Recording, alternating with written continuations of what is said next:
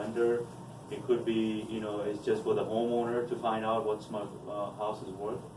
So these are these are the first steps of defining the problem. Just because it's a flip or REO has nothing to do with the value of the house. This is how much it's gonna come to or not. So once you find the problem, you do the search of the radius. Similar house, depending if the house is normal condition house, like you said, flip, then you come up with a normal arm's length transaction sales and fair market value. If the property has issues like a mold, uninhabitable, then you come up with you make adjustment, you use proper sales, and you define what the problems are. But like I said, you cannot distinguish if it's a flip. The value has to be low. It doesn't work like that. I'm just curious, how prevalent is mold in basements in Northern Virginia? Definitely. In technical sense, as an appraiser, we are not supposed to say mold unless people have already, people who are expert, like pest control, or people who are already expert, because they're like, I know there's different kind of molds. I'm not a mold expert. There's a black mold, there's a green mold, looks like a mold, maybe it's not a mold. But as an appraiser, we're just saying, there's something that appears to be a mold, even though it's obvious it's a mold. But without testing, we had exactly. sorry to interrupt. We had a home inspector from what was it? D'Onofrio and Associates. Sorry, I just butchered their name, but their stuff is here. When they came out, they actually addressed that. You can't say something is mold without testing it. So these guys are not code enforcers, they're not mold environmental experts or anything. They're just going to tell you what their opinion is. And if I'm not mistaken, because I've known a few appraisers, each appraiser is going to be different. He might say the house is worth 480, the next guy will say maybe 490. It won't be a massive swing, right? Yeah, I doubt somebody will come in and go from 480 to 700,000. Typically 15 to 20%. Yeah. If you are an appraiser, I'm an down. appraiser, exactly. Okay. And the value has to be different. If you come up with 400,000, I come up with 400,000, something is wrong. Right. It has to be 15% difference. That's my other question. Is it worth it to challenge an appraisal? Let's say you have a client who's a loan, right? Yeah. And the listing agent actually tells the buyer agent that the appraisal can lower or the other way around, and they want to challenge the appraisal. Mhm. Is it a waste of time or is it worth it? Not really. I do it all the time. Okay. You won't go directly to an appraisal nowadays. You go through arbitration, like an appraisal management company, and then they will, review your request. If they seems appropriate, if they forward it on to me, and I can change it, and because most of the time they send me, why didn't you use these comps? Right. They're like 4 or 5, maybe up to 15 comps, and I have to go through, which I might have gone already. I have to go through all of those and write down a description why I haven't used any of these comps or maybe all of these comps. So if some of them are appropriate and maybe I overlooked, I didn't see, or maybe they're recent, then I can use it, and maybe it might change the value of the house. But it's not a waste of time, to be honest. So it happens. Sometimes Not so, in my opinion. I did 5 times Yeah. appeals, and I won one. Yeah. Sometimes, to be honest, the appraiser, just like agents, they're stubborn. I come up with a value, it has to be this. It's just a personal opinion, and they get stubborn. It should not be like this. If somebody's trying to challenge you, if it seems appropriate, these are sales that can be utilized as comparable. Why not use it? Maybe you overlooked. You're just a human being. Yeah. Maybe you overlooked. Maybe you didn't see. Maybe it's not. Maybe it didn't come under your radius.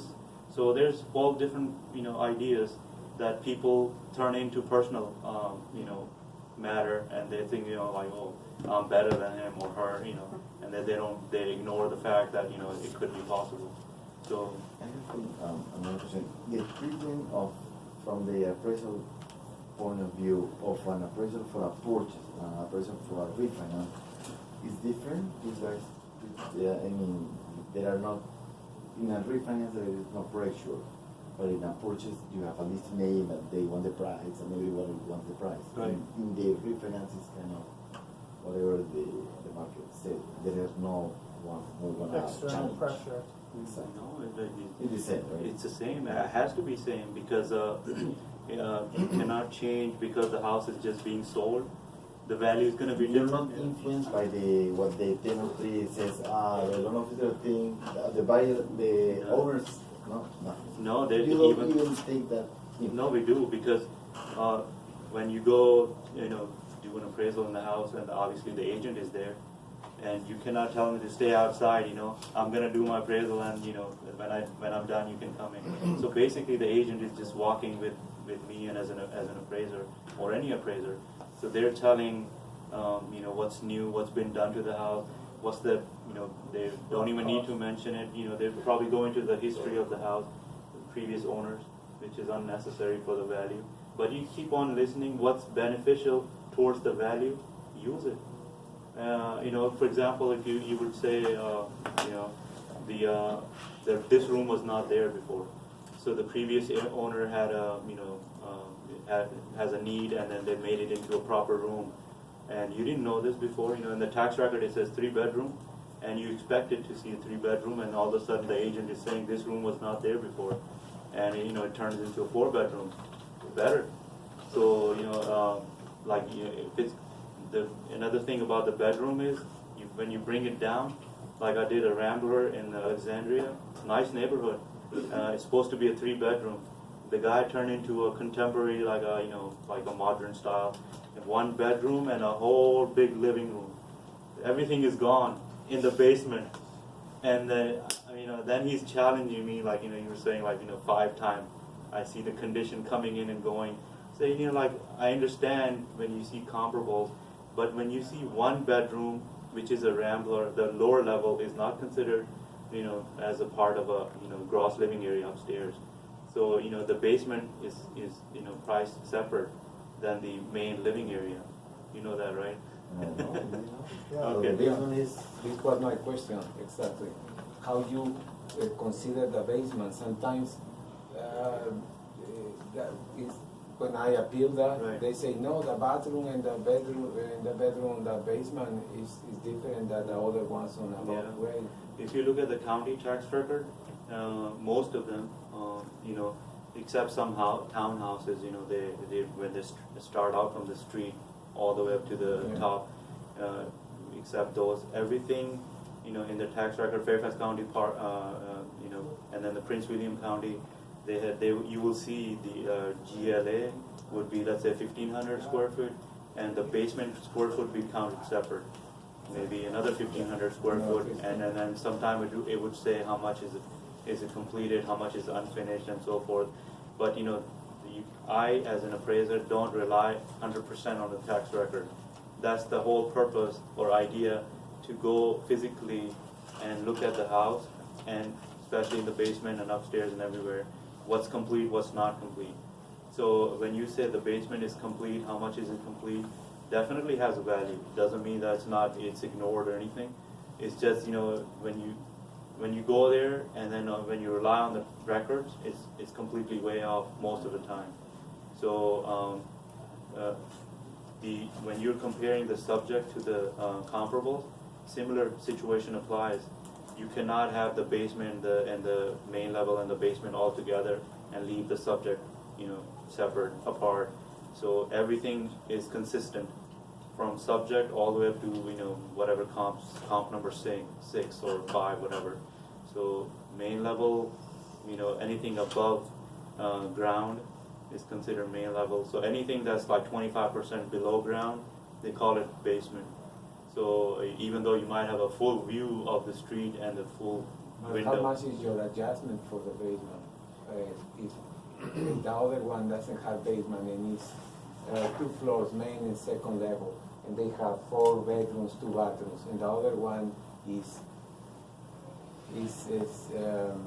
similar, but they have only 3 bedrooms, 1 bathroom, and the other 1 bedroom and bathroom in the basement. One had no basement.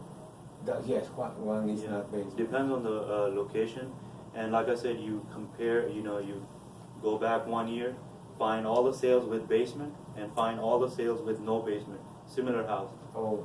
And then similar. find the difference. Sometimes it's maybe 80,000, sometimes 50,000, sometimes 20,000.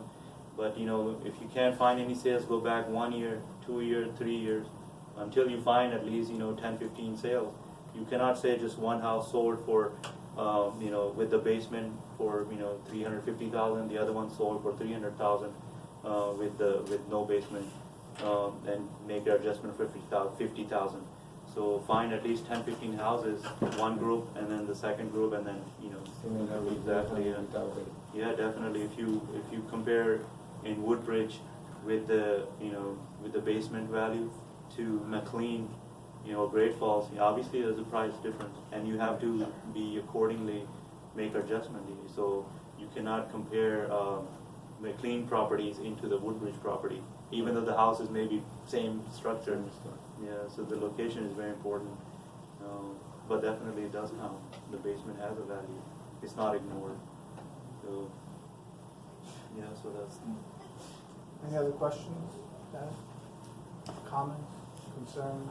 You wanna give them your properties, they'll give you a free estimate of value? No? Alright, do you have any business cards or anything we could pass out to everyone? Yeah. No, Again, I'm sorry, I have a question. Can we request appraisal? As a agent, sometimes people want to find out like the owners are concerned. You as an agent, you don't know nothing about the property. How are you sure about this? Putting it in up for sale for this price. It's lower, it's higher. Ah, okay. So, that, So just maybe in because- a leasing situation. Exactly, listing or from the, but as a lender, they have to go through the So they're approved. exactly, right? Yeah. approved channel. But as an agent or investors or just a homeowners, to find out what the house is worth, any appraiser, not just me, they can Mhm, find out. mhm. But not for the loan purpose. Okay. So what is the process in challenging an appraisal? Nowadays, things are separate. Before 2008, it was, you just call me directly because every report has a phone number or some kind of a contact information right at the bottom of the page. Now, after 2008, they make it, more complicated or strict, I would say. So now you go through the loan person or the underwriter, and you make your challenges to them, and then they review, what you're suggesting. What's your, why your opinion should be separate than what the appraiser opinion has. So you go through them, and then they come to us.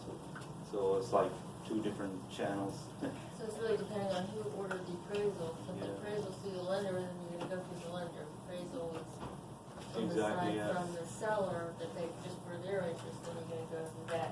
Yeah, maybe like sometime I get a call directly from the homeowner. You told me this house was very nice and in good condition, and now I get the report and it's much lower than I expected. Then I tell them it's easier ways to talk to your loan person, whoever if you're doing refinance or whatever, or your lender if you're purchasing. Talk to your loan person, explain to them the situation, give them all the support you think is appropriate in your sense, and then they will review it. Everything looks good, they pass it on to me. And then only they have their appraisal management companies, they call it. They have their own staff appraisers, certified general, all these people who only do reviews. So they look at it if it's appropriate to pass on to the appraiser, or it's just a waste of time, and then they send it back. So basically, they are the hub, the first line defense. kind of. exactly. Is there an added cost to the appraisal when you challenge it? No, I don't think so. It should not be. Otherwise, that will be a ripoff. I was No, gonna it's say. free, it's free. No. But you have to go directly to the list, the loan officer, Yeah, not directly to them. yeah. But if somebody asks you for the condition or the cost, that's something is wrong. That's not true. There should not be any cost associated with the challenging of your appraisal or value. And it's nothing new. It's been going on for a while as an appraiser. I would say like every 4 to 5 you know, the underwriter comes back, okay, so this is what's going on, these are the comps I'm getting from, they don't tell me, you know, who's sending the comp, because, you know, otherwise it will be biased, exactly. So I don't wanna, they don't describe anything, who's sending the information, they would just say, you know, this is the information I got from the other party, look at it, and then if you think it's appropriate, comment on it, if not, then, you know, use it. Just so you guys know, I was representing the buyer on a transaction. We submitted an offer for a property. The appraisal came in $20,000 below our offer price, and even I was shocked. I mean, 20,000 below, and we had already taken 10,000 off, so it was 30,000. So I was shocked myself. The listing agent, who specializes in that neighborhood, was equally shocked, and so he put together his comps and took the appraiser's comps and did a write-up. So he said, hey, you use this property, but this is a different school district, these house prices are lower. Like, he broke everything down, explained it, and then I believe we submitted it to the lender, and then the lender sent it to the AMC, and then they made the corrections based on that. And it came in slightly above our offer price, so. My question is, as an appraisal, because agents are, you know, different. How obviously, besides experience, let's say if you were to take an agent who was experienced maybe 20 years, 30 years, you know, that's separate, because they could they're better than appraisers. They could pretty much tell what's going on. Right. But typical agent, when they list the property, or when they want to sell it, where are they coming up with the sale price? Listen, every agent is different. I mean, I teach agents a lot. Luckily, everyone here is one of the smarter agents, but unfortunately, the barrier of entry is low enough where you have people, they just pull out whatever number the seller tells them or whatever. Yeah, where's that number coming from? RPR. No, it varies. Some of them are automated valuation models. So they might but have gotten they it don't- from somewhere? Yeah, but I think the agent that does it for a while, most of these guys are gonna look at that neighborhood, look at square footage, look at, you know, comparables, houses that have the same number of bedrooms, bathrooms. Right. But they do a little bit of search, right? They It's- just don't pull it out of the yeah. hat. No, some of them might RPR. pull it out of the hat, but I think most agents are gonna do a little bit of searching. Yeah, that's what I'm thinking, Yeah. because, you know, we have our own process, but Right. I don't know what the agents go through, how they come up with this number. So that makes sense. We have, I would say we have somewhat of a similar process, probably not as in depth as Right. what an appraiser will do. Yeah, However, this guy who's been doing it for, 15 years and is strictly specialized in that neighborhood, right. was able to say, hey, these 4 or 5 comps that the appraiser used is in a completely different school district, that those houses' values tend to be lower. True. And so, he did a friendly write-up, put out his own list of properties that were similar Right. with his write-up to those, and, we got the price. Was it corrected?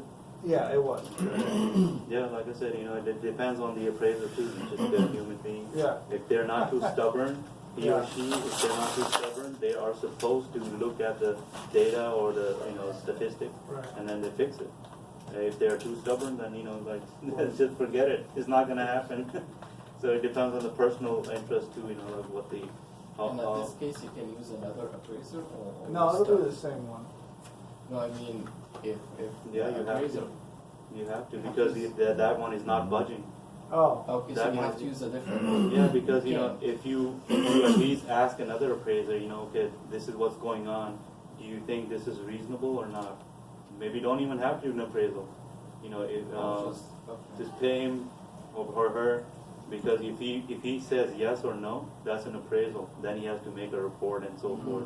So just get an opinion, tell him, okay, I just want an opinion if this is reasonable or not, because otherwise he or she cannot just say yes or no, because even out on the street, you're just passing and you ask, like, how much is this worth, this house? And the appraiser says, oh, this is worth about $150,000. That's an appraisal. You have to, technically, you have to keep a record of it, and if somebody, asks in the future, you're supposed to produce a report. So you know, they made it so complicated, but you know, if you're talking among friends and just tell them, you know, okay, this is between me and you, don't pass it on, this is how much I think it's worth. But even appraisers don't know until they have done their search, because you know, every house might have a different story or different history. That's right. Yeah. Any other questions? There's pizza there, guys. Help yourself. There's some sodas. Come on. Thank you very Yeah, much no problem. for your time and sorry for making my mistake. Thank you. There's going to be a stampede on the food, so the quicker you get there, the better.